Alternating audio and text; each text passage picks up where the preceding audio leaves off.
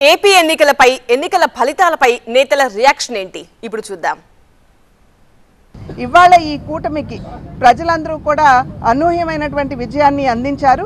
ఇది మరియొక్కసారి నేను తెలియజేస్తున్నాను, ఇది కేవలం విజయం మాత్రమే కాదు, మా బాధ్యతని ఒక్కసారి ప్రజలందరూ కూడా మాకు గుర్తు చేశారు అని చెప్పి నేను భావిస్తూ మరియొక్కసారి ఇంతటి చక్కటి విజయాన్ని అందించినటువంటి ఆంధ్ర రాష్ట్ర ప్రజలకి, అదేవిధంగా నాకు ఇక్కడ రాజమహేంద్రవరంలో ఒక అద్భుతమైనటువంటి విజయాన్ని ఆశీర్వదించి నాకు ఇక్కడ ఉన్నటువంటి ప్రజలు అందించినటువంటి సందర్భంలో తెలుగు ప్రజలకి, అదేవిధంగా రాజమహేంద్రవరంలో ఉన్నటువంటి ప్రజలకు కూడా నా యొక్క ధన్యవాదాలు తెలియజేస్తూ వారి ఆకాంక్ష మేరకు ఖచ్చితంగా మేము బాధ్యతాయుతంగా మేము ముందుకు వెళ్తామని చెప్పి తెలియజేస్తున్నాను.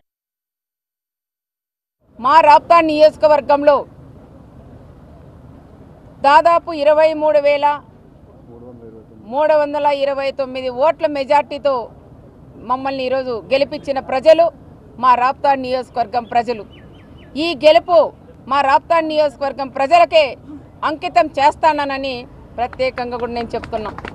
ఎవరు ఎమ్మెల్యేగా ఉంటే ఈ ప్రాంతం ప్రజలు బాగుంటారు, ఈ ప్రాంతం అంతా కూడా సస్యశ్యామలమే కాకుండా డెవలప్ ఏదైతే కావాలన్నా ఏ కుటుంబం ఉంటే మాకు డెవలప్ అవుతుందని కూడా ఆలోచన చేసే ఈరోజు రాప్తా నియోజకవర్గం ప్రజలందరూ కూడా ఇచ్చిన తీర్పు చాలా సంతోషంగా ఉంది.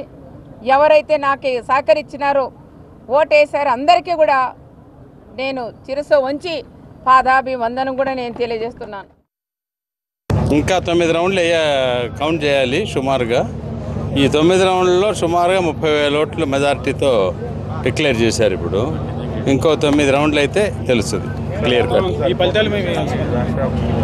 ఈ ఫలితం నేనైతే ఎక్స్పెక్ట్ చేశాను. నేను రాష్ట్రం మొత్తం కూడా ఇప్పుడున్న అధికార పార్టీకి అపోజిషన్ స్టేటస్ రాదు అనేది నేను మొదలు నుంచి చెప్తా ఉన్నా. బహుశా ఆంధ్రప్రదేశ్కి మంచి రోజులు వస్తాయని చెప్పి నా నమ్మకం.